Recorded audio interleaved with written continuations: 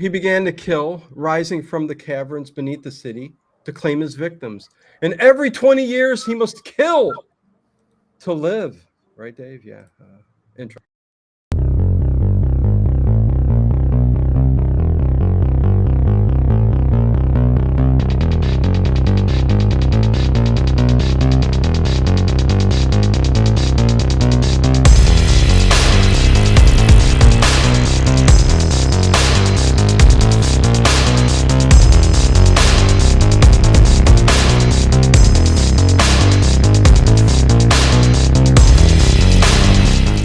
Is it just me? Or is it getting crazier out there? It's crazy. There's a fly flying around here, and I'm trying to catch it. Dave, how you doing? Dave, I'm doing quite well. No flies over here. Yeah, no, this fly it's been so long since I've seen a fly in the house here. It's flying around and it's driving me nuts. So if you see me go like this, I'm trying to catch it. But anyways, welcome to Late Horror Show, everybody. I am Dino, and this is Dave Vincenzo Pluffet. Vincenzo is Italian, and Pluffet is French. Yeah, yep. So there you go. A little bit of everything. Dave is American. I don't know. So yeah, we're going to talk about Kolchak, The Night Strangler Tonight, 1973, made-for-TV movie. ABC's Wide World of Mystery premiered this in 1973. Let's talk about that a little bit, but let's say hi to everybody real quick here. Paul Ham is in the chat, Dave. It's nice to see Paul Ham. It's been a while. Yeah. Glad it's not trivia night. Yeah, it's not trivia. I'm sorry. Listen, we'll get back to trivia. Edward Stewart's working on some trivia. I've just been having fun with this caption this. You know me. We'll eventually flow on to other things, and as it dies down, slower and slower. I'm sick of caption this. But anyways, good to see you, Paul Ham. He's been hamming it up somewhere. Connie Clary, what's going on? Black Roses. Paul Ham says another Dan Curtis special. Yepper. Read what Ed Stewart has to say. Edward Stewart definitely wouldn't try to pick up Charisma Beauty with Wilma around. No. Oh, yeah. I was going to mention Charisma. Hey, Kathy. Big hugs to you. Craig Furness. What's going on? Dave Pluffet is in the chat. And I think that's it. So, WWM. Bernard Holmach. First-time viewer.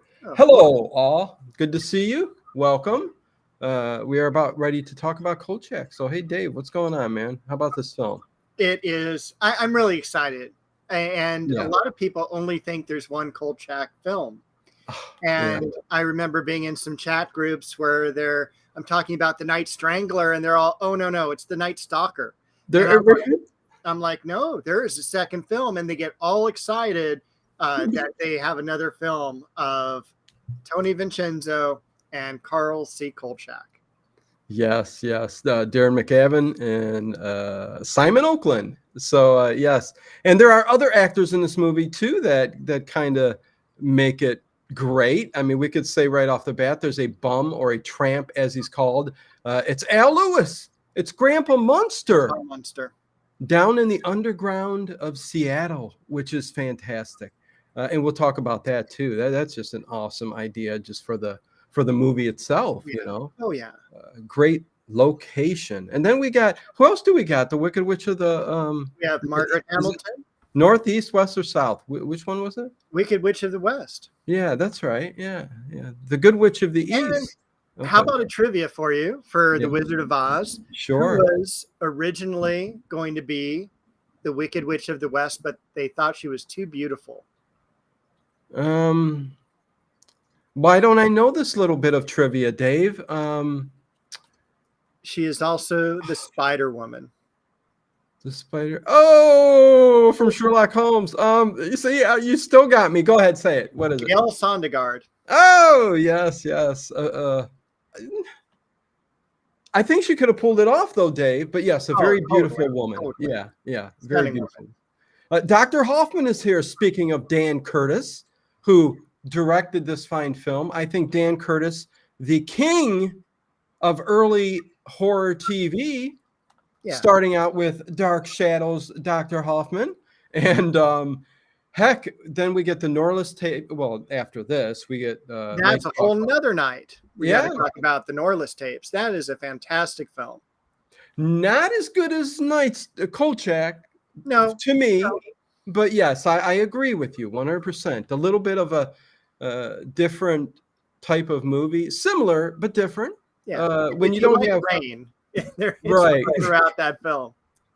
Well, I mean, when you got Carl Kolchak and his, well, listen, you pair up him and Vincenzo, the comedy team that they were, especially in the second movie, not so much in the first, but the second movie, they started to add a little bit of humor in the storyline, and you get a little more of a rambunctious Carl Kolchak, and boy, is him and Vincenzo hollering back and forth at each other. I mean, I don't think they ever had a civil conversation, Dave.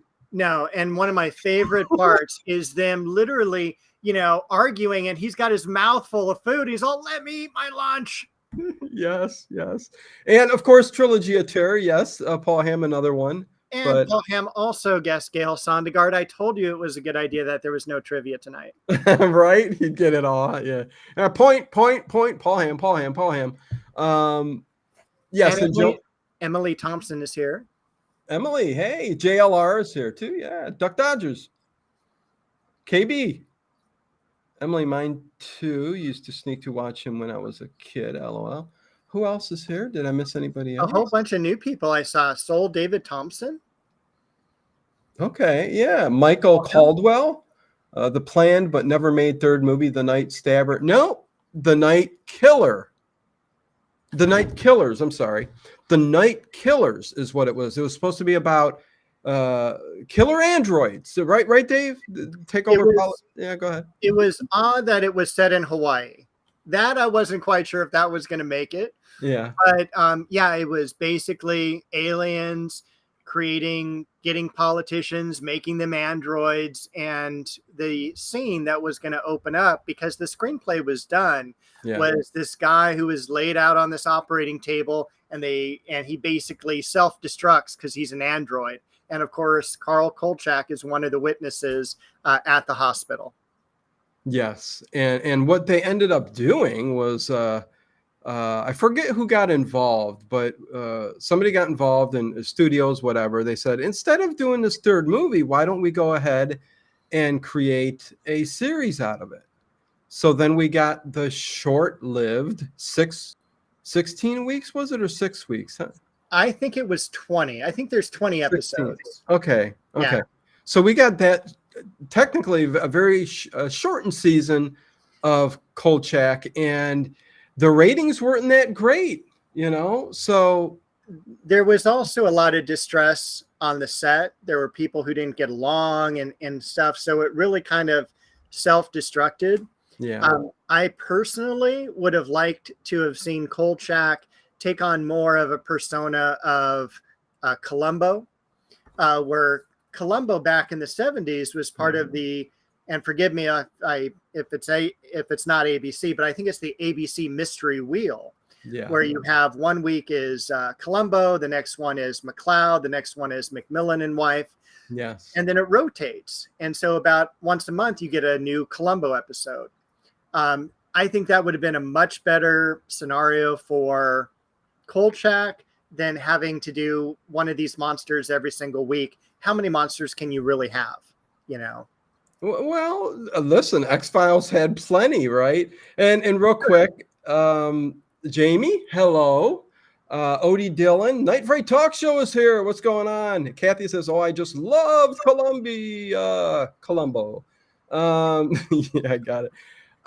Listen, no, I don't. I think it's how many monsters you can have. X-Files proves that, along with all the other series that came out afterwards. But I think, Dave, the movies, I think they done well because of where they stood in their time slots. And like we said, this one was ABC's Wide World of Mystery. So everybody sat there and waited for that, kind of like you were talking about.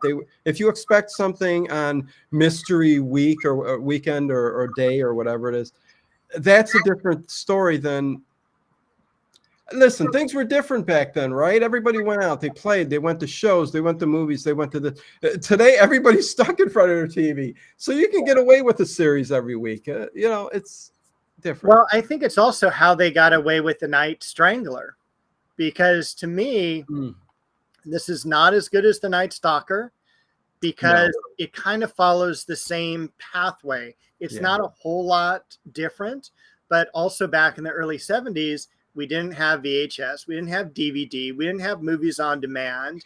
And if you missed the Night Stalker one year, you could come back the next January and get the Night Strangler and kind of get caught up on the whole series. Oh, yeah, exactly. I see everybody chiming in here, too.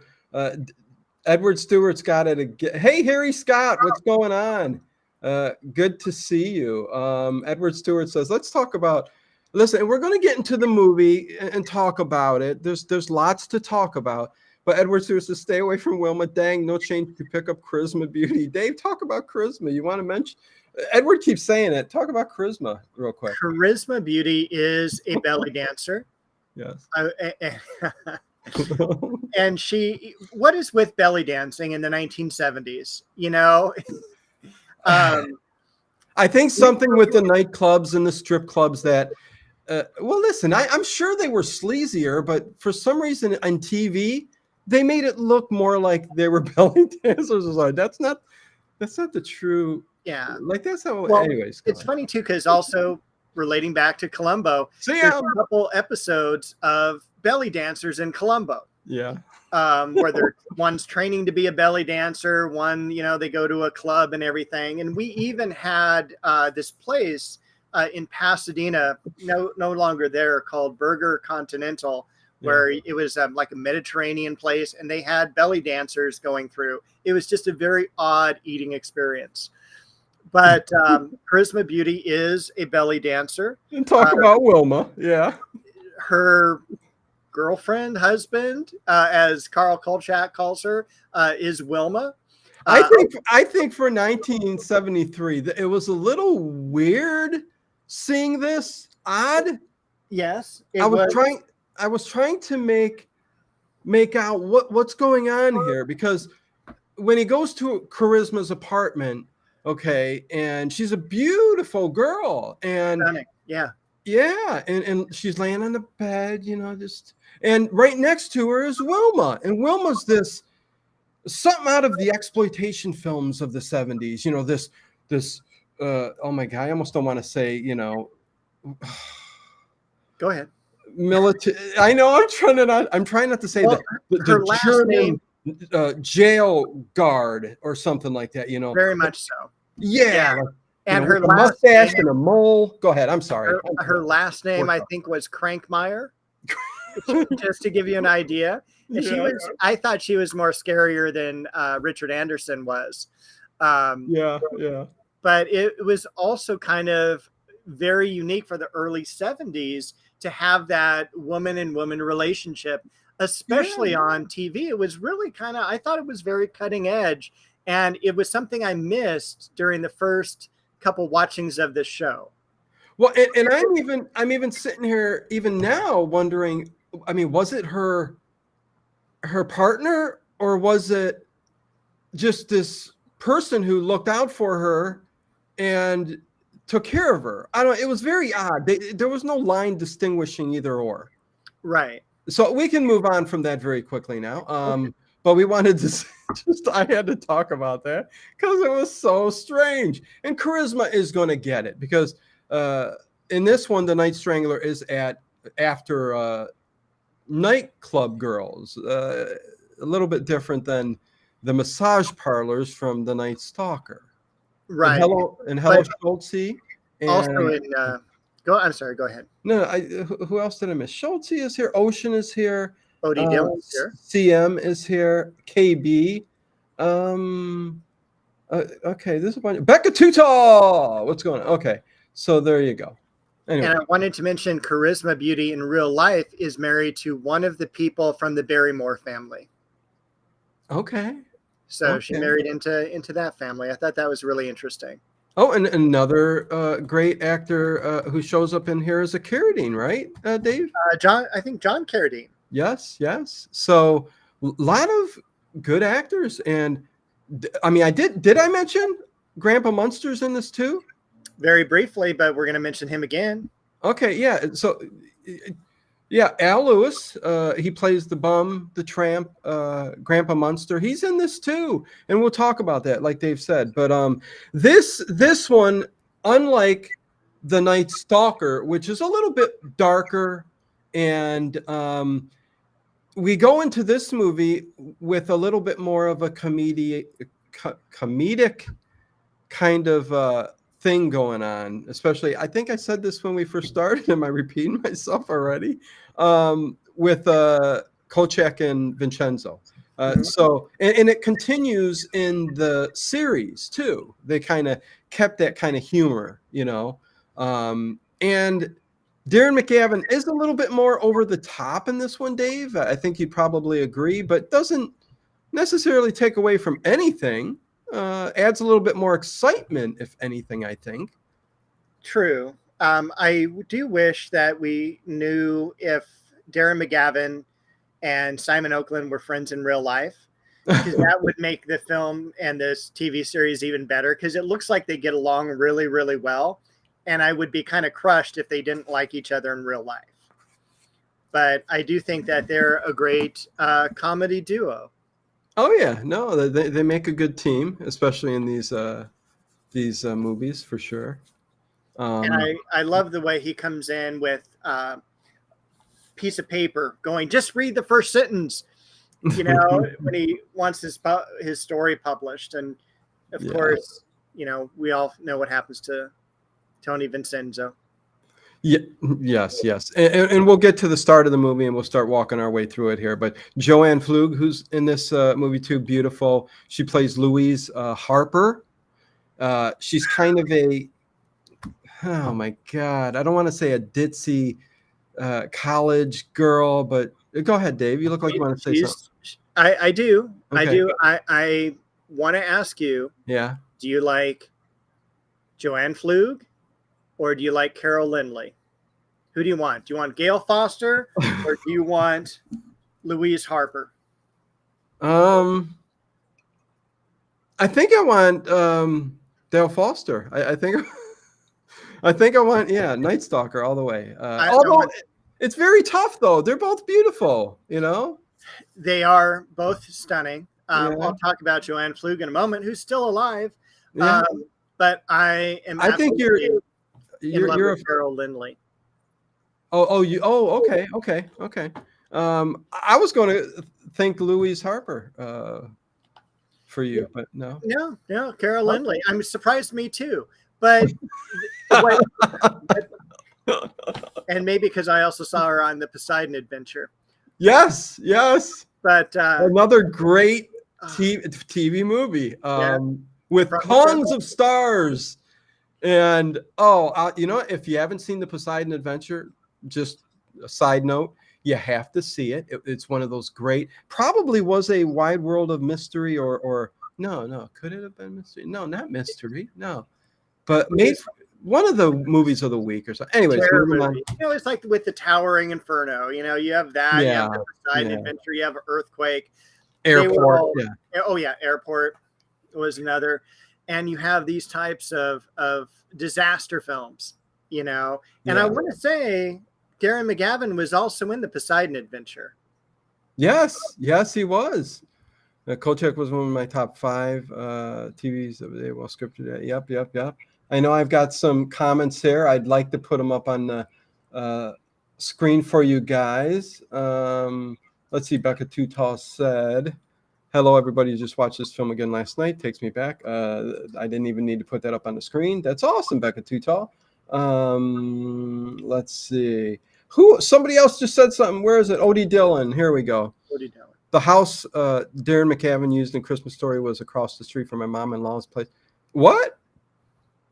Oh, okay. So, well, it's close to me here because I'm in Cleveland. And then Edward Stewart. And then we'll get to talking again. I liked as well, Mr. Barry William Cox started helping out Kolchak, a great historian. Yes, his name was Titus, in this movie, and we will get to that. A researcher at where they were. Dave Buffet nailed it. There we go. Simon and Darren's characters were more realistic and fiction acting so believable. Yes. Were you also?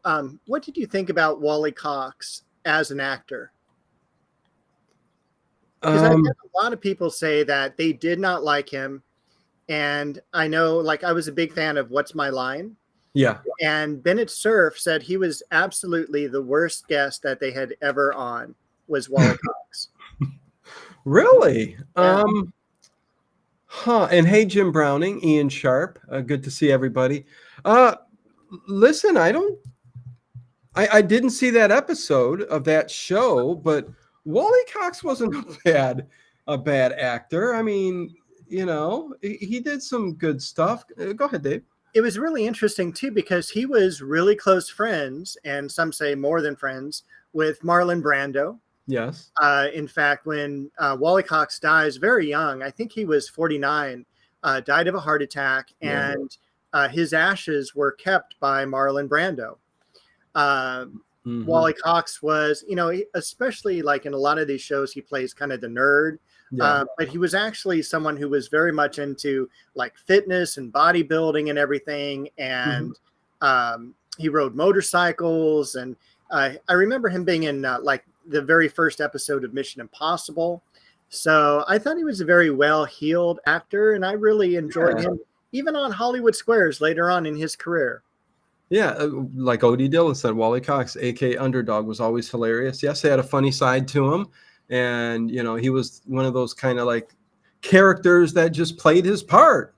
Nothing really big, but certainly not a bad actor. I thought he always fit into everything he played in. But, yeah, very well said. WTF, what's going on? A Goomba Holiday says, I live. That's good to hear. I know you've been having some trouble or something, but, much love to you, man. I'm glad you're living. We all must live. Doesn't like Castlevania. Okay, anyways, getting back to Louise Harper. Yeah, kind of this. She's this college student who's side hustling at the nightclub, belly dancing. I mean, stripping, or whatever. She doesn't strip because nothing comes off, does it? No, she don't. No, strip, but she is a college student, and you called her ditzy easy earlier. Yeah, and I kind of fell in that line, but she was a hard worker. She was studying in between acts and stuff. That'd be a bad word to say nowadays. I shouldn't say ditzy, but she was, So listen, she went along with everything Kolchak had asked her to do. I mean, Kolchak's this older paper guy, researcher, and he's telling her, come on, be my guy. But she kind of got caught up in the mystery and what was going on. But man, she could have died at any moment, Dave. She could have. She could have been the next, victim of the Night Strangler. But Kolchak pushed her in the way. He's like pushing her in front of the car, going, "Go on."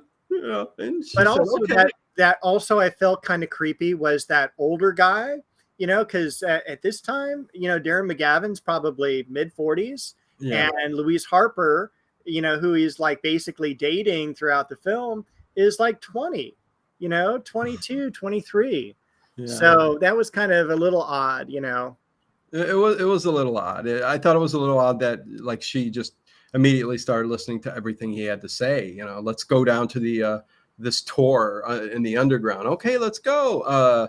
Let's go to the streets where the killer is to, bring him out and lure him out, And when they are in that area, in that name, listen, we're jumping all over the place, you guys. I think most have seen it.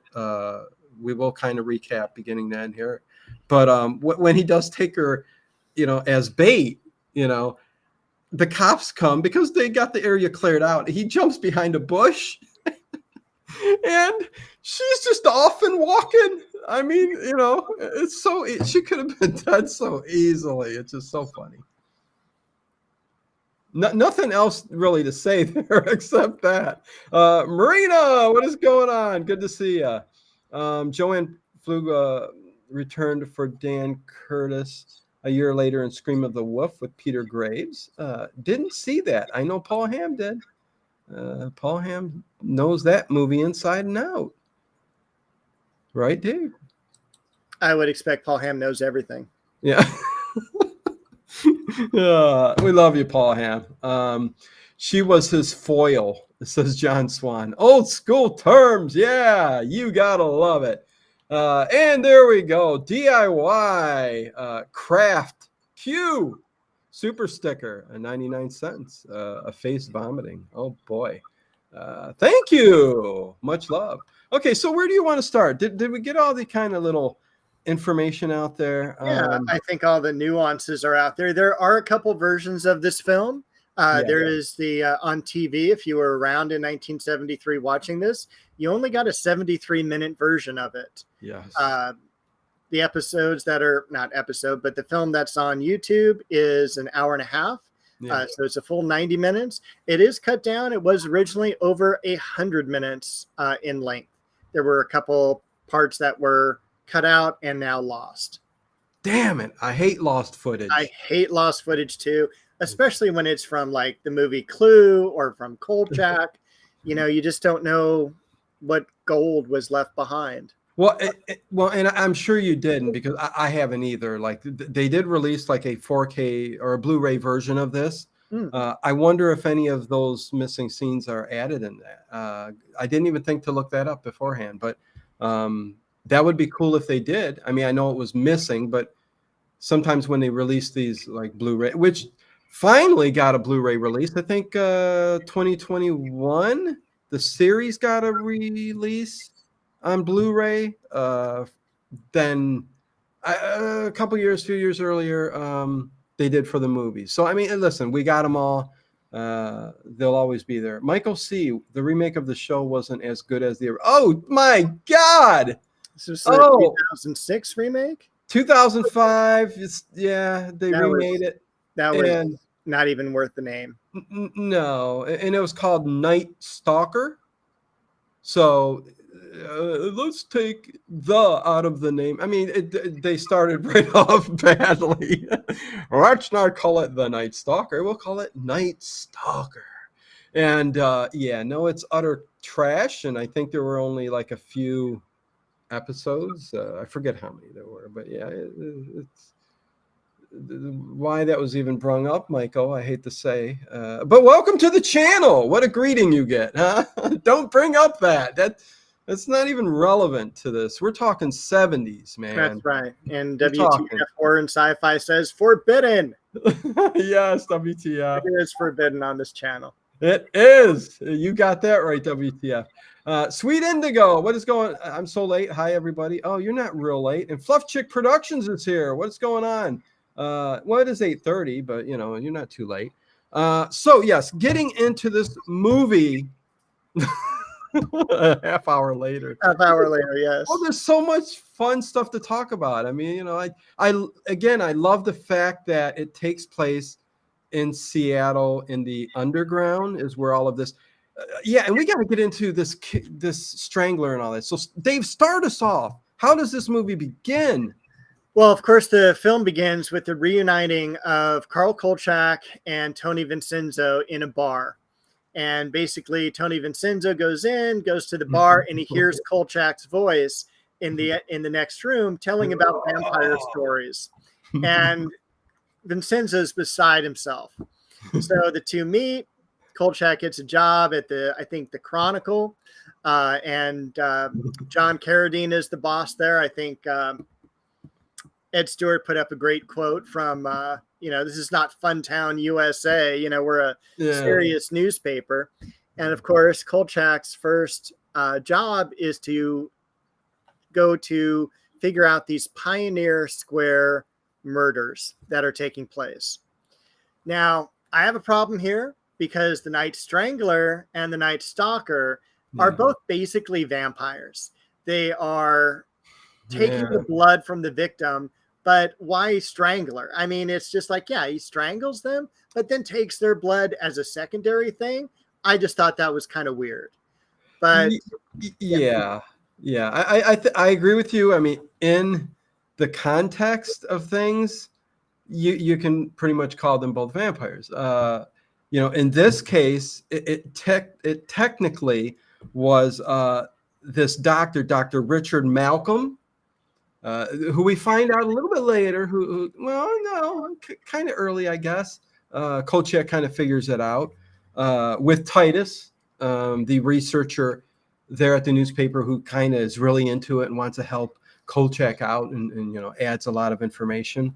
I think without him, Kolchak wouldn't have found out the lore behind this Right. Dr. Richard Malcolm, who was a surgeon in the Civil War and tinkered with alchemy.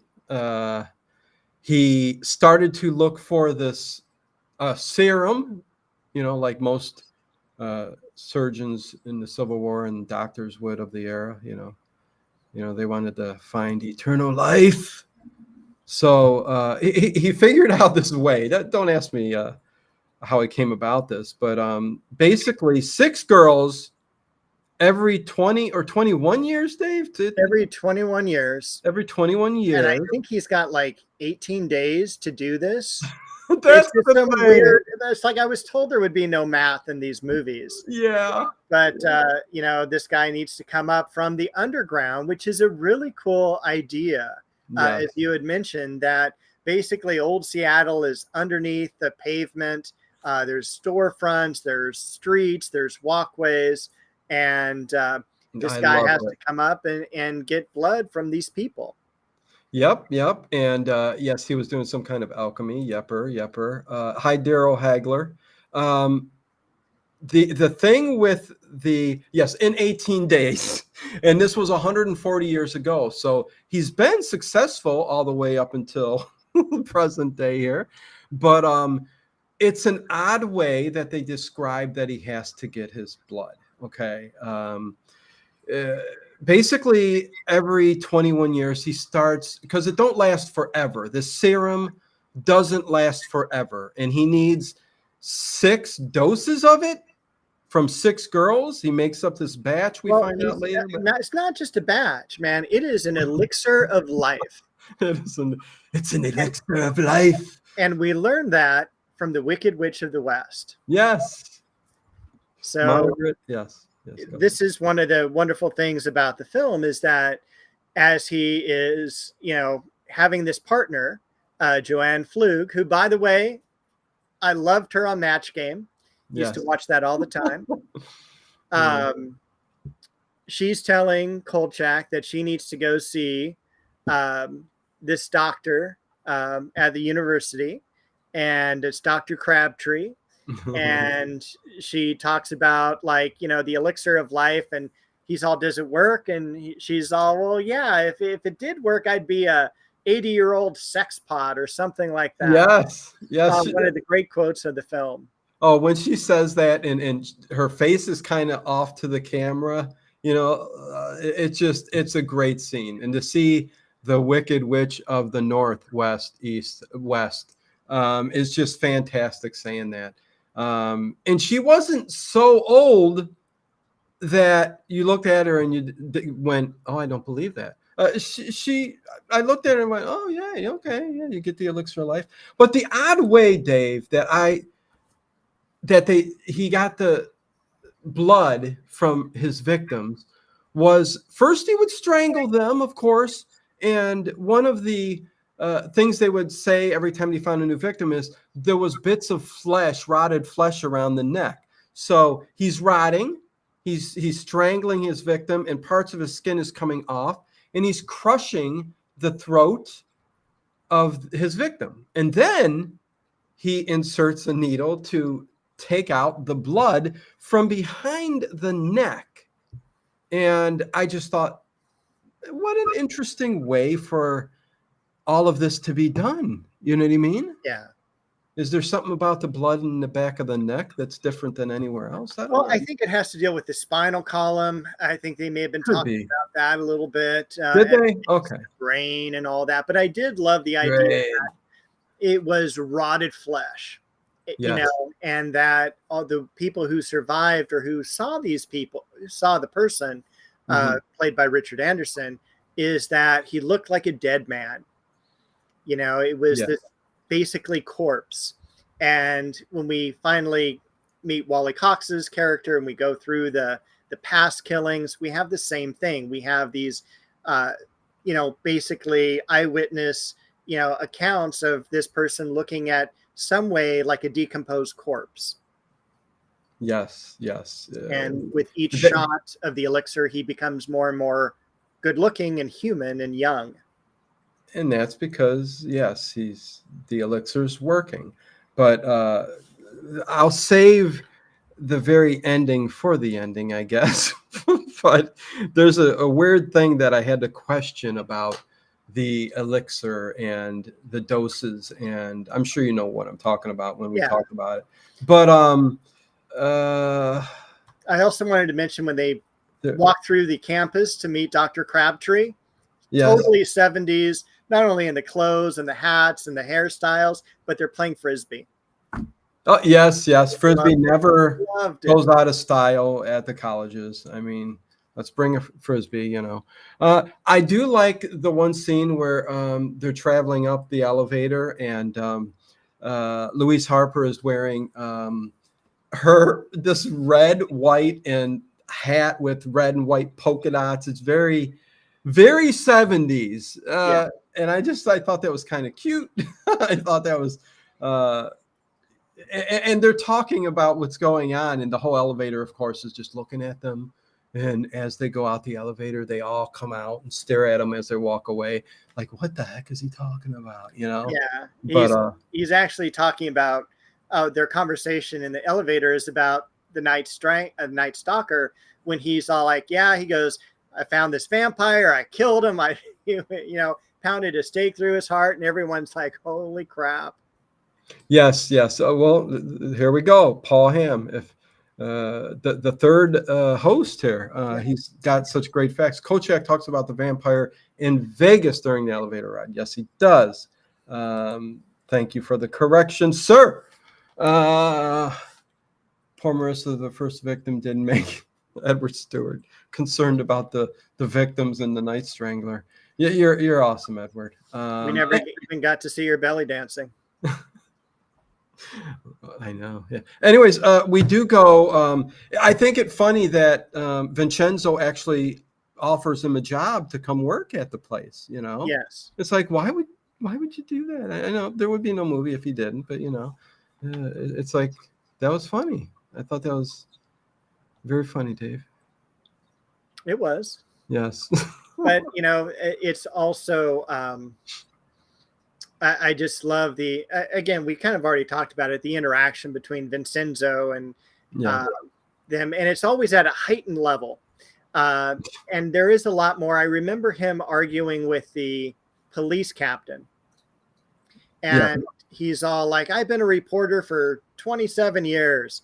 And the police captain goes, well, I've been a police officer for 30. And Kolchak says, why don't you retire then? Great little slams against each other. Yeah, why don't you retire then? Yeah. If you guys got everything's good on my end, so if there's any buffering, I don't know what to tell you. Everything's streaming great here. I think again in this movie, The Night Strangler, you got kind of the same.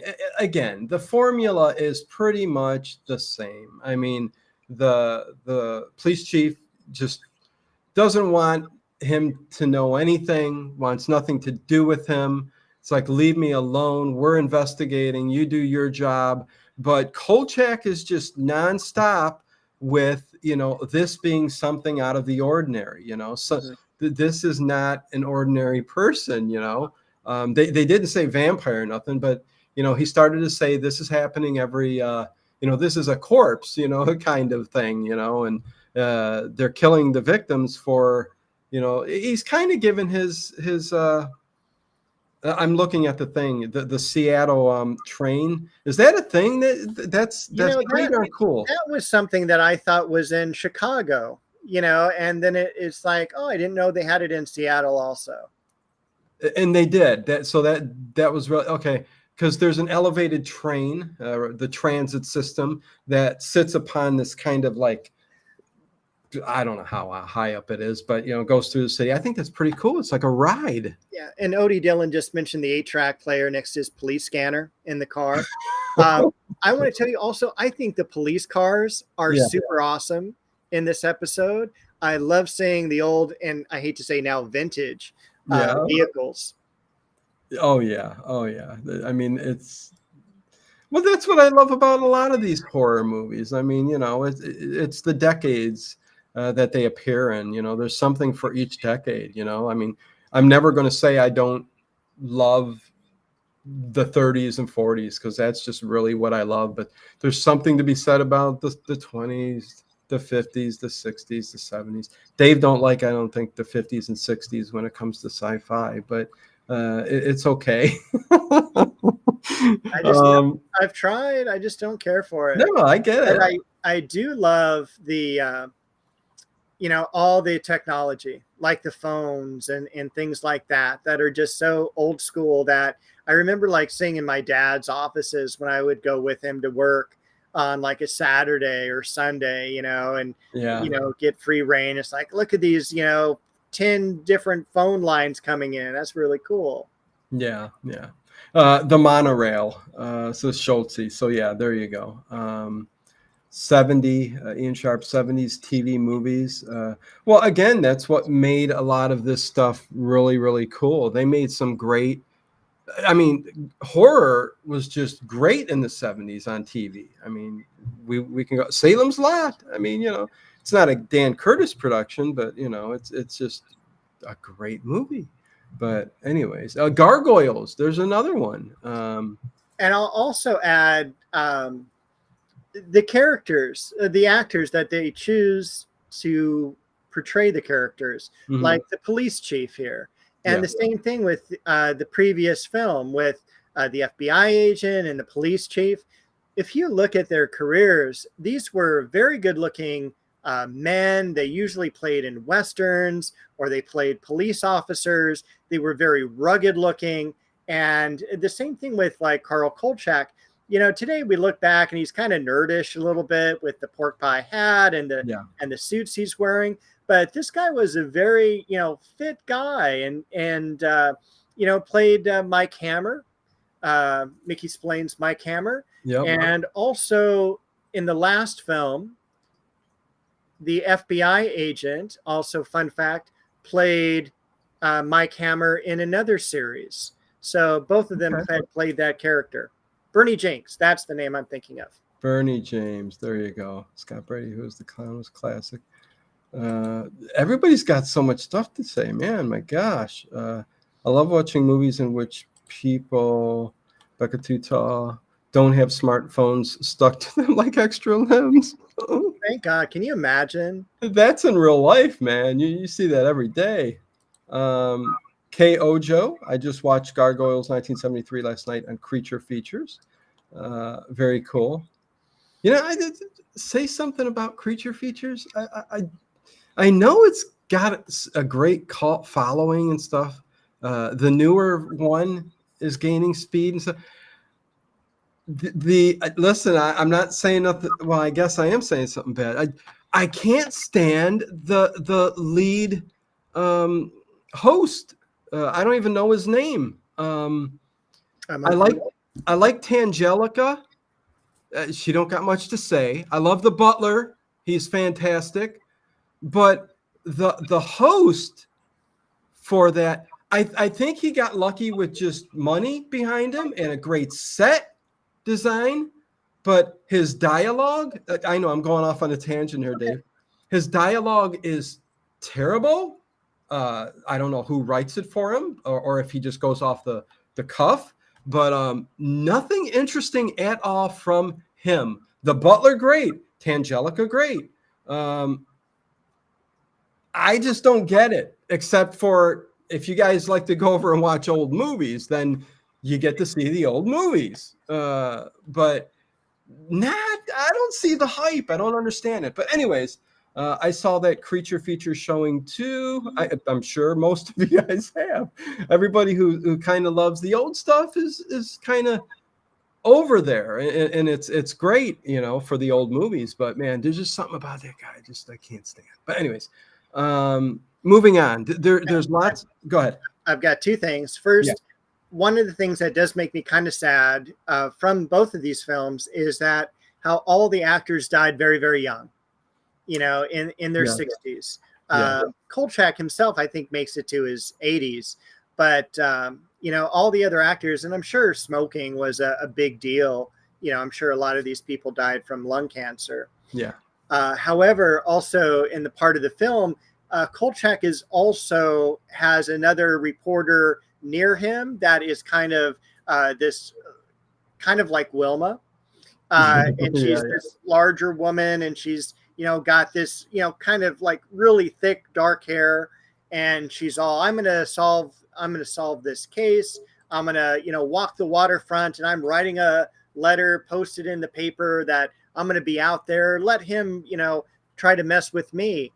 And Kolchak kind of under his breath says, you know, the guy's a murderer. He's not crazy, you know. Yeah. But I do believe that you are right. I think a lot of these, I mean, and it happened throughout Hollywood. I mean, you know, a lot of these actors came through, you know, the 40s and 50s, you know, and they all smoked, they all drank, you know, it's just the time it was. And a lot of them ended up dying young, you know, so. And real quick, a lot of people saying, Tangelica Livingston, Andrew amuses me. Yes, but the in Tokar, everybody seems to agree with me. It's that main guy, and I don't even remember his name, but I can't stand him. But anyways, we'll move on. Let's keep talking about this. Darren McAvan lived to be 83. Yepers, Black Roses. I didn't like the remakes of Kolchak. Well, we said we wouldn't talk about that. No more Night Fright Talk Show. Yes, nobody likes that. But okay, so I think once we get through everything we were talking about so far, we end up he starts to find out about this underground, and that's when he ends up taking the tour, and he takes along Louise Harper with him. Louise Harper, absolutely. I'd take her with me too. Oh, yeah. Well, listen, I mean, she's wearing a little tied-off shirt, you know, like in the 70s, and just looking all cute, and you know, and he's just there for business, you know. He's waiting for his time to like kind of veer off. And I do think it's funny. Listen, I know it's made for TV. There's a budget, and you know, you can only do so much. Kui Kong, tea time. Good to see you. Night Strangler has cool Seattle underground lore too. Yep. You probably just popped in. Been talking about that the whole show, and we're talking about it right now. When they went through the tour, they, you know, he kind of slipped off with Louise Harper, and this is where we're introduced to. Because he's trying to find out if he can find the Strangler. You know, he knows he's down there. Richard Malcolm, Dr. Richard Malcolm. Or is it Dr. Malcolm Richards? But he had a hospital, I think, above the city, so he thought he'd go below where that was. Above the city, there's a picture of Richard Malcolm up on the wall, and it's similar to the. Anyways, go ahead. But I was going to say, then at the end, he goes, there's a clinic with my name attached to it. It's like he didn't even know. It's like, dude, you've been outside every 21 years. Yeah. You've looked around. Your picture's on the wall. Come on. But this is, we want to talk about the Al Lewis scene real quick. Yeah. And because I'll let you go. But when they do veer off, they run into a tramp, a bum. They think maybe it's a Strangler. They hear something. And here... It's this. Go ahead, Dave. Well, it is kind of one of the jump scares of Grandpa Monster, where you think he's being attacked by the Night Strangler. It's this guy jumps out of the darkness, and they, you know, fight back and forth, and then they finally push him away, and it's Grandpa Monster. And it was just a great cameo. And then, you know, he starts coughing. He goes, I've got this ailment. I've got that ailment. He goes, I've got corns on my feet, you know, just all these things that are wrong with him. And he goes, thanks for making me take off my shoe or putting my shoes on. Oh, go ahead. And then Kolchak ends up saying like, hey, have you seen anyone down here? It's like, yeah, I have. You too. It's like, okay. And so he's like, well, if you see anyone else, I'll give you $20. And he goes, I'm going to give you 5 for right now. And Grandpa Munster's like, $5? I can live 3 months down here on $5. And I thought that was kind of an interesting statement. Yeah, I mean, I don't care what era it is. I don't know if you can live on $5 for that long a time. Well, But plus his alcohol sounded pretty bad because like Kolchak and Louise Harper turned it down. oh God. Well, but then Kolchak sits right next to him on the bed because Grandpa Munster, this bum, and there's no denying when you see Grandpa Munster, right? Al Lewis. He can do whatever kind of makeup. There's just that shape to his face. It's Grandpa Munster. But he's hacking up and all that. And Kolchak sits right next to him. I mean, I know times have changed, but man, am I going to sit this close to a guy coughing like that? And it was just terrible. It was awful. But and the thing I was going to bring up about how clean the underground was. It's like, of course interesting. And again, I said, I know it's going to look that way because it's made for TV. There's a budget, all this other stuff. It's a set design. It's not technically the underground, the real underground. I don't think they used real shots or scenes from the real underground. But you could tell there's leaves. It's very clean. Everything looked very clean. That's my point, Dave. That's all. Okay. This fly's still flying around here. It's driving me nuts. I'm going to be on an assassin mission after this, and I hope I'm lucky and I get it and capture it and release it into the wild. I was worried you're going to put it in one of your aquariums. Well, the betas would probably eat it, I would think. Okay. Yeah, let it keep moving just a little bit. Anyways, okay, so what happens next? They come back. They didn't find anything in the underground. No, but they finally found the clinic where it's going to be the Richard Malcolm or Malcolm Richards clinic. And they find out that this guy looks very much like each other. Paul Ham said, his original clinic was the underground, not above. Yeah. And his, of course, we have Wally Cox again from the archives bringing up information. Here's a photo, which is not really a photo. It's a drawing of this guy. And they have the same scar on the side of their face. And they just obviously the name change and all of that. And, Wally Cox kind of comes in at the end of the day to save Darren McGavin from going to jail. Yeah, because he's kind of backing him up on everything. I mean, he's saying, these are all, and that's when the chief does say, listen, we've been doing our own research too, so we do know all of this information, but does anybody really want to believe? You know what I mean? So, am I missing anything here? Let's see. Paul Ham, we will actually look at the elevator in a short time. The elevator was in the same building that was used in the Indestructible Man and Wolf and the TV show Like the Demon. Okay, interesting. Okay, there you go. Can't forget Gail Manning, broken neck. She looked like she was ready to star in Blackula the way she looked, says Edward Stewart. Okay. So so he backs him up so he's not going to go in prison. And he's going to continue his research. But this time is when he gets the idea that he's going to take Louise Harper with him to go to the area to lure him out, because this is what he's hollering at them the whole time right here. Yeah, well, time's running out. Right. They've got to he's going to have like one more victim, 2 more victims. Yeah. And he's going to disappear for the next 21 years. Yep. So they've got to get him. They've got to get police in the Pioneer Square area. And this is one of I thought the really fun parts of the show was when they've got Kolchak in the handcuffs and he's just going around going, please unlock me. And they're just having fun with him still in the handcuffs going like, we really don't want you, free, but Shinzo's all, I got no problem. And John Carradine, the same, and definitely the police chief. But I love when Wally Cox comes into talk, and John Carradine's all, and who are you? And he's all, I work for you. I've worked for you for 35 years. I work down in archives. And John Carradine's all like, good God, like totally forgotten about you. I always found that position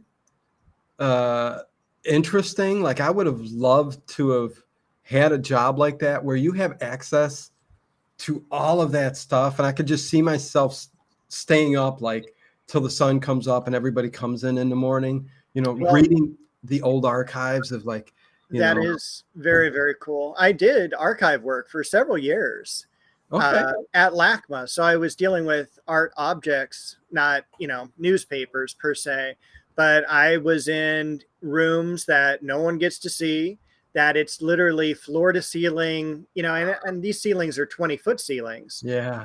With basically storage units like you see at Home Depot with the different bays, and getting to go through and catalog and, transitioning from basically a museum that had paper records to creating databases on computers, and all the knowledge you probably accumulated.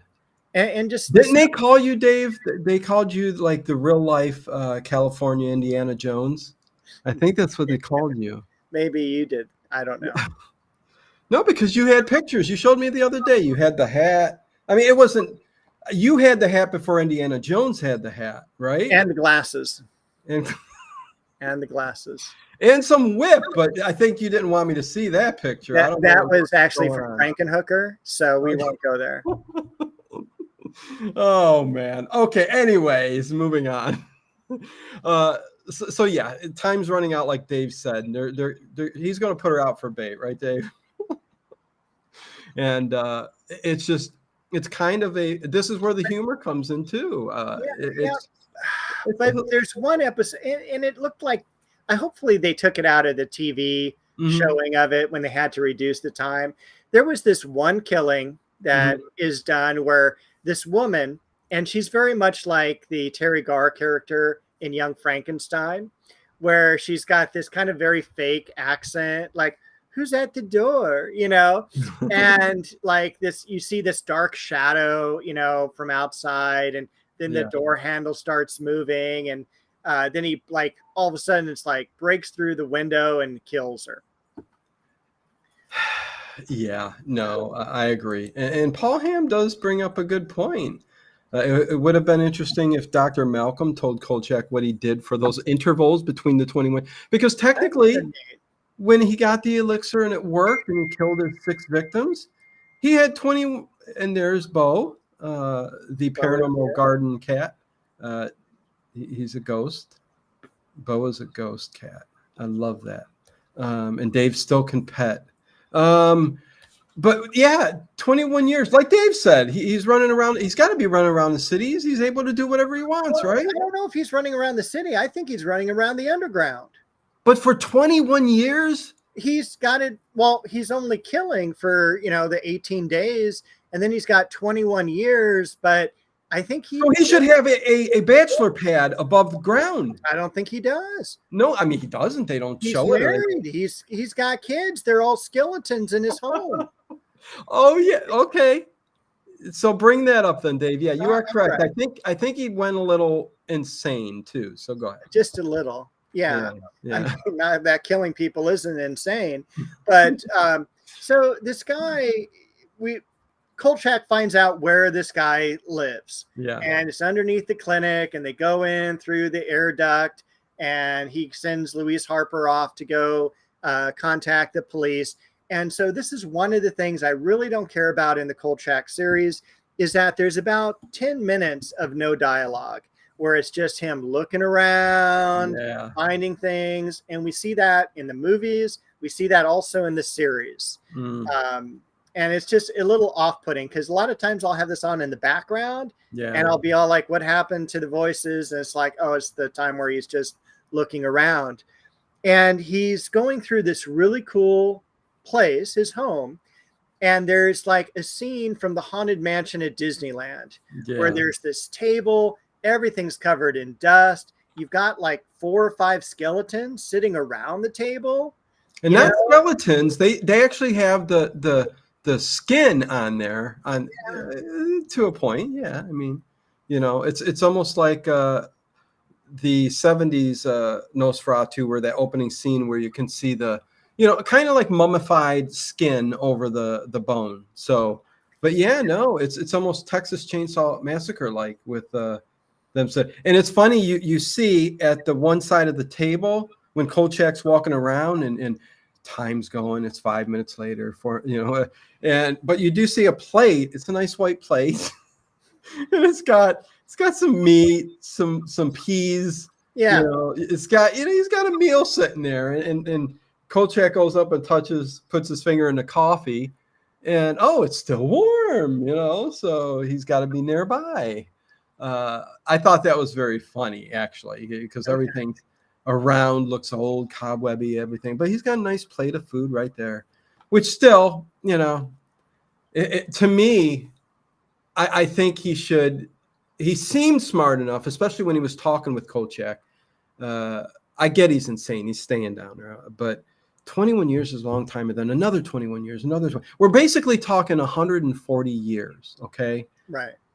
Since all this started. And you would think he would have made a life up there. So you could have spun off a whole series of after the killings. Call it Kolchak after the killings or something like, and see the life he leads up there, which is just as bizarre as the life he's leading down in the underground, but Dan Curtis, he went on to do other things. So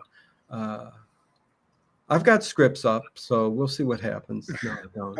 But anyway, how many people take on, Sherlock Holmes and H.P. Lovecraft, and this is also, ripe for, a bigger universe, a bigger universe than what we have. Yeah, you spot on, the Kolchak universe, because again, that kind of bothers me now that I'm sitting here thinking of it, and I got to get it out of my head. What the heck was he doing all this time? He could have lived like how many separate lives, nobody, like a vampire, 140 years is a long time. And if there's just 18 days during each of the killings, it's like, what are you doing, man? I mean, come on. Anyway. Now, when you see Richard Anderson on the screen, do you just automatically think Oscar Goldman? Well, I mean, now that you mention it, yeah. I mean, I don't think that ever came to me. Okay. When I was watching it, but now that you said it, I mean, I'll be thinking of that every time now. But yeah. Oh my God. And who's this girl that is she going to be the next victim that she closes up shop? Yeah, she was the Terry Garr person that I Oh, was referring to, where she has this kind of fake European accent, and it's like the damsel in this haunted house, and she's going to get murdered. kind of cute though, yeah. I mean, am I wrong? I don't know. Anyway, I wouldn't kick her out of bed for eating apples. Let's see, right? Like, also, how did Janos Skorzeny become a vampire? The origins, for the Night Stalker. Yeah, I mean, listen, there's a lot of things they could. Now, see, rather than remakes, like I hate, for these original classic show, like, do something like that. I would love to see the origin of the Night Stalker or something like that. Lots of very good ideas could come of this. And I would say that KB is very close to being kicked off of the channel. Oh, I'd like to see a Johnny Depp version of KB. We get very offended by certain things. Don't touch the classics. Right. I just imagine, right back to Dan Curtis and Johnny Depp in Dark Shadows. It's like, no. Listen, I love Johnny Depp, but again, listen. Johnny Depp was. They did the remake of Dark Shadows. Barnabas, but anyways, okay, whatever. So Black Roses writes, "Don't you hate the idea of being murdered right after work?" I will tell you, I have only been fired once in my life, and it was first thing in the morning. And it's like, thank you. Because if I had worked all day and then gotten fired, I would have been so pissed. Oh my God, Black Roses. I mean, that is just classic. I love it. That's what makes you guys so great in the chat. I mean, come on. I mean, on one side, it doesn't really matter if it's before work or after, you're just getting murdered. But if when you pass on, you're still thinking and Well, if you pass on, maybe you're still at work. Well, yeah, if you're murdered and you stick around as a lingering kind of, oh my God, what just happened? Like some people say, which I kind of don't believe that. I don't think you're stuck per se. But anyways, that's another debate for a paranormal show. Anyways, yeah, I mean, a long full day's work and then you're murdered. I would think you'd go, if you hated the job, you'd be go, oh, thank goodness, man, no more work. I mean, I don't know. You can go many different directions on that one, but good one. Let's see. What did Edward Stewart say? He said Scorzini actually beat out Jonathan Frid for the part Night Stalker. Frid will still busy in Dark Shadows. Edward Stewart, he's probably, I bet you, Edward, you're mad about that, right? Jonathan Frid should have played that part maybe. But anyways, I think in Night Stalker, I don't think the vampire role really mattered. Same with the Strangler in this. I mean, there was not even any words. You didn't get to talk. I mean, all he did was hiss. And, I keep thinking, one of my, and you've shown it as well on one of our, I think, Sunday movies was The Twilight Zone. The Monsters on Maple Street. Oh, yeah. And you have, by the way, both Barry Atwater, who plays Scorzini, or Scorzine, and you also have Claude Akins in that episode together. And I always thought that was such a cool coincidence. Yes. And one of the classic episodes of Twilight Zone. And thank you, Odie, but I'm only going to do it if Carol Lindley is the opposite. Right. Yeah, I think O.D. Dillon needs glasses, but good. Yeah, that's nice. Very good on you. He has the looks and the voice for the role. I'd rather be Vincenzo. I'd rather be Vincenzo. Kolchak, you're driving me crazy. Get out of here. Anyways, which leads us down to oh my God, it's 9:08. It's almost 9:10 after. That's okay. Down in the underground where they go back down there again, and this time he does find the opening to the underground where the Strangler is going to be.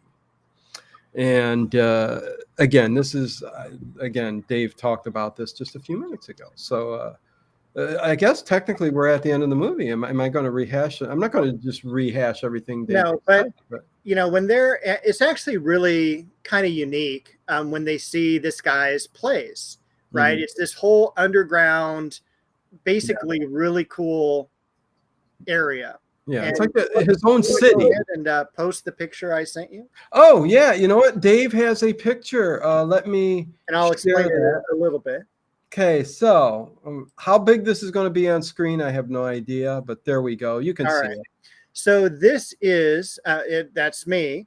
This is at the Bradbury Building in downtown. That's a young Dave Plouffe. Plouffe is French. Yeah, it's not that young either. It's like it was so funny because this was pre-COVID, and this was pre-code.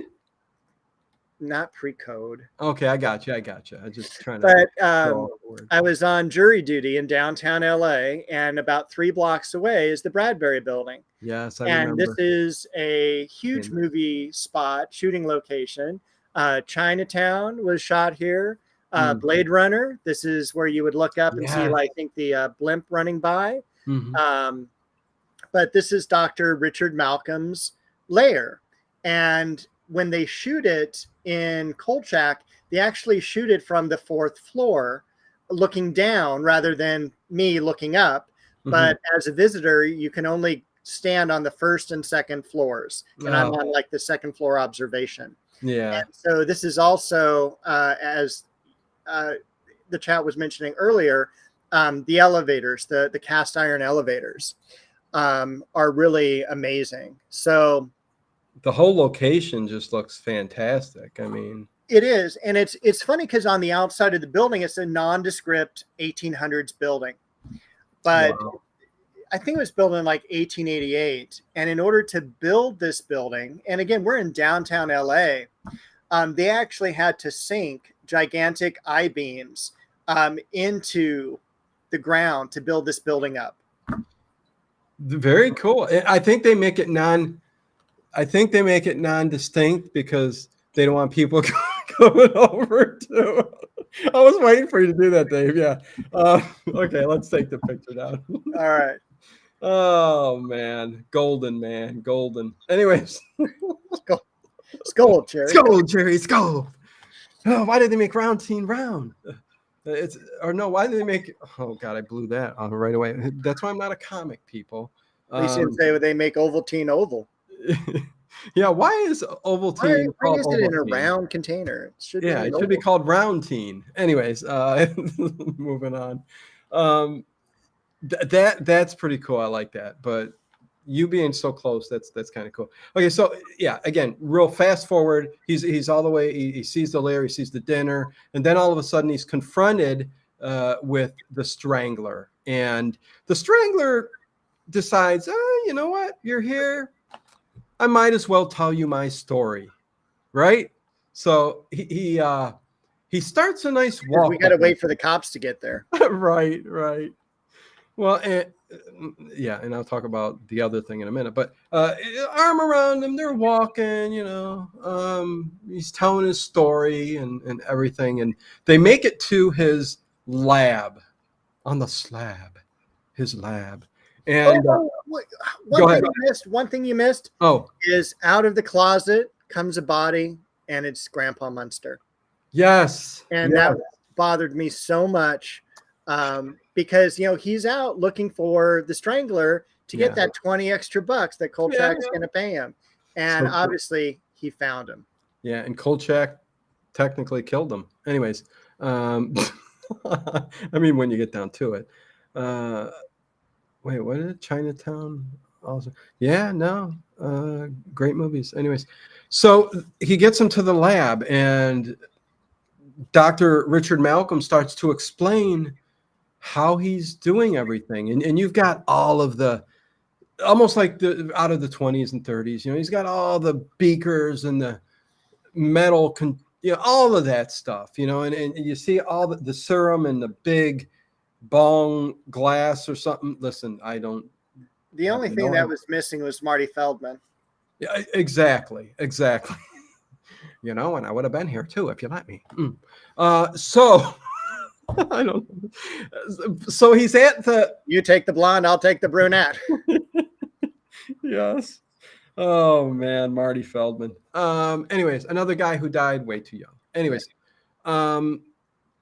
so Dr. Richard Malcolm's by all the glass. Why he lets Kolchak like 10 feet away from him amongst all this glass and what's going to keep him alive, because he's yet to do the 6th injection or take the 6th serum, which I guess he inserts, like a needle. He's got this big needle and he's going to get ready. So Kolchak decides to reach around and grab something. I forget what he grabbed, but he grabs it and whips it, and it flies across and breaks up all of the glass, and his serum is gone. He got 5 of them, but not 6. And again, it is what it is, but it's the one thing that kind of, certain things do aggravate me. That kind of aggravate me. I'm like going, so he needs exactly 6 of them? Like this won't keep him alive for 15 years? I can see that. It's so without that, in the 6th one, antidote, serum, whatever, he starts to immediately, once all the glass breaks and stuff, starts to age almost immediately. Thank God he took that walk over there, right, Dave? I mean, because if he was a few minutes later, he would have been, he would have been dead. Yeah. What I especially loved about the ending scenes was how atmospheric they made it. And I hope the set designers got at least some type of recognition, because it was literally, there's fog, there's, underground, there's dust, there's pictures on the wall. It's totally Haunted Mansion-esque to the extreme. Even with that said, Malcolm said, without 6, the process reverses itself. Again, I understand he did say that, but it still doesn't mean it's aggravating. Why not? Why doesn't 5, like I said, keep him alive for 15 years? Well, maybe it's like a shingles vaccination. I don't know. Okay, yeah. Hey, watch what you say. Don't use the V word here on the channel. Anyways, don't want to get. Yeah, I don't know. Is that still a thing? Anyways, but yeah, no. Then the process reverses. So I guess there's. Why 6 though? Couldn't he double up on 3? Couldn't he take twice as much blood from one victim? I don't know. I know over 18 days. Listen, I get it. He's written it down. There's a recipe. He's the doctor. Yes, he's the doctor. So I get it. But anyways, and Edward, see, I knew somebody was going to say it, and has 18 days to get it completed. So, but yeah, I mean, again, I understand. It's, you got to follow the recipe to the T. That's what my grandmother always said. If you cook the beef way before you add it to the noodles and the sauce, and then if you don't make the noodles, leave it a little bit stiff, it's not going to soak up the juices of it. Listen, I get it, people. Dave, I'm losing it. Okay, so Dave's like, what's going on? Wait a second. There was. Yeah. I'll tell you what I don't know what's going on is, back in the chat, there was Duck Dodgers. The earth sits on the back of elephants, who rides on a turtle that walks through the cosmic plane of existence. I had to check and make sure I was still drinking water. It was just so random and so different. I loved it. Duck Dodgers, what is that about? Wait, what? Black Roses, the earth sits on the back of elephants, who rides on a turtle that walks through the cosmic plane. Somebody said that. It's not a Duck Dodgers original, or is it Duck Dodgers? I don't know. We'll see how good your situation awareness is at 144 Dino's list. Quigong tea time. That's a good point. Technically his mind is 140 years old or whatever, 40 something years old. I don't know. So you're right. I get it. Yeah. So that, I mean, basically into the movie, Dave. Yeah, he's gonna die though. What's that? He has to die, but he dies a very interesting death. He does. Because as the police come running in, he doesn't just fade to dust in front of him. No, like we see Lestat, or burning up in the sun, turning into dust. Yeah. This guy decides, no, I'm going to jump over a 4-story tall balcony and die that way. And he commits suicide. Yeah. And I found that very random.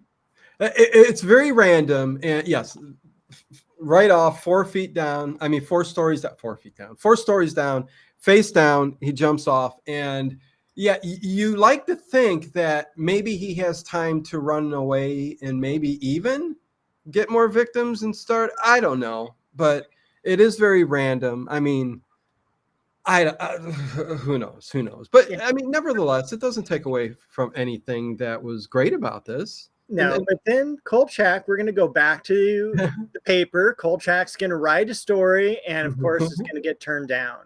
Oh yeah, it's like real life. Nothing will ever be released to let the people know what's really going on. Kolchak's story gets buried and the killer is found, is what the headlines say. But in the meantime, Kolchak is out of there. And then we find out that Vincenzo is out of there. And what's the last scene? You want to describe the ending? Okay. Well, first of all, let me tell you how much I think they made this entire film to change the ending of The Night Stalker. Because one of the things that bugged me about The Night Stalker is they got rid of Carol Lindley because she was an unsavory character for Las Vegas. Hello. And, they told her to pound sand, and we don't ever see her again. And that, to me, just like ruined the whole film. Here, they take Louise Harper with them. So they have a great, conversation. They're driving and you see Kolchak and he's talking into his tape recorder. And then Simon Oakland is next to him and they pan over to him. So we know Simon Oakland's leaving as well. And then from the back seat, you hear Louise Harper telling them both to shut up, that she's sleeping, and wake me up when we get to New York. Yeah, wake me up before you go is what she said. It was strange. I don't know. But yeah, they're all in the car and they're headed off. The interaction between Kolchak and Vincenzo in the car, because they're like basically heading off to the next city to find a job, and they'll probably end up working together there again. But when she popped out of the back, I'm just like, she's coming along with them. I mean, it's kind of, in a way, it's interesting, but I'm like going, wasn't she at college? Doesn't she want to finish that up? I guess she can. Oh, that's a good point. She could have her credits, passed over to wherever she goes. But she's been missing a lot of school because, she's been hanging out with Carl Kolchak. So and belly dancing at night in some strip clubs. Yeah, that's not going to hurt your grade. No, no, it's not. But I thought, okay, this is cool. This is gonna. And then during the research, you find out The Night Killers was supposed to be the third movie. They nixed that. And there was some talk about another film because that was going to be set in New York. Yeah. So they were hitting all the major cities, LA, Seattle, and then they were going to go to New York. Later, CM. But that never got done either. So. Yeah. You take care, CM. So unfortunately, they just went into not unfortunately, because they created a great series, but because it didn't catch on, it only got that one season, like we said at the beginning, and it's probably just the year it was put out. I mean, I have no idea why. People attention span, whatever. Listen, I don't know. But anyways, we have that. We have the two movies. We have the series. They're all great. The first, The Night Stalker, is the pinnacle. This one's just as good, just a little bit more humor injected, and same with the series. But great movie. Great talking about this with you, Dave. Yeah, thank you. Yeah, it was great. Maybe we'll do the Norless tape sometime in the future. Yeah. Why not? Let's talk about another Dan Curtis film series. Yeah, because the Norless tapes was on a different network. It was their competition to Kolchak. Interesting. Okay, and Dan Curtis did both of them. Directed them both. He did. Yeah. Oh wow! Look at that. Battles between the network stars. I mean, that was a show. I've got those on DVD. A great show, by the way. Oh, it was. Many years ago, I got them on DVD, the collection of them. So I can go back and watch Chachi and all the other ones. The main person I remember from that is Grizzly Adams. Like, why is he on there? Yeah. Hey, whoever, when the studio said go be on there to represent our sure. CBS or ABC or NBC, do it. So there you go. Rest in peace, Carol Lindley, September 3rd, 2019. Edward Stewart, Dan Curtis. Okay, you know what? This was great. This was fantastic. Please make sure you guys hit a thumbs up. Check out the link below to Dave's Paranormal Gardening channel. It's not really paranormal, but I just say that because, we talk a lot of paranormal on here and stuff. But anyways, go check that out below. Make sure you guys comment if you want. Dan Marceau, it's been a while since I've seen you, man. If you're the same one, I believe you are. I was born in Seattle at 12. Yep. So with that said, what are we doing next? Is that Thursday or Sunday? Number 6. Sunday? Sunday. Next Sunday, we're going to be doing Art Bell, Ghost to Ghost, 1995. Okay, there you go. So look forward to that. Caption this on Saturday. I haven't posted yet. And there is a paranormal show, new one on Wednesday live. More details tomorrow when I post it. So there you go. Now you had mentioned a new game of like looking at spots and trying. What's that about? I'm thinking of doing. I mean, listen, I tinker, Dave. So I thought it would be cool to kind of caption this as kind of a cool thing. Why not do kind of an ink blots show where I put a picture up of something that you can't quite make out, but let's use the psychology of everybody. Not that I'm trying to look into the brains of all of you people. I'm not a trained psychiatrist or anything like that, but I like to see how this goes and what people look at and go, that looks like, like typical two butterflies or with our minds, what can we possibly make of that? So I thought that would be kind of and get a point for the most unique one. We'll take a poll on it for what people think. Hey, you know what? I see that, and I think that's a good one. So look forward to that. I think that's might be interesting, but who knows, Dave? It's a day by day thing. You know what I mean? A Rockford Files episode. Rockford Files. I don't think I've ever seen an episode of the Rockford Files. No, it wasn't. I wasn't a fan of it, and I love the beginning. Yeah. But that was there was something about what's his name again? I can't remember the actor's name, but he just wasn't my thing. But again, we are the Late Horror Show, so I'm not sure I'm going to venture into like Rockford Files or Charlie's Angels or even the Rifleman series. Listen, there's tons of great series in the Night Gallery. Yeah, Paul. I'd actually like us to do Columbo. I mean, listen, yeah. I mean, you're a big fan of that. I mean, every now and then it wouldn't hurt to do one. Planet of the Apes, nothing better to me than Kolchak at the time with Planet of the Apes TV series. I love the TV series. Have you seen the TV series, Dave? No, man, I'm not planning on it either. Oh, really? Okay. Oh, boy. Not a big Planet of the Apes fan. I love the first film. That was about it. Okay. Dave has permanently been. No, I'm joking, Dave. I love you, man. I'm surprised you didn't do that with Casablanca either. Okay, it's time to end the show. I'll see y'all next week. Yeah. Art Bell, Ghost to Ghost, 1995, next Sunday with Dave. So there you go.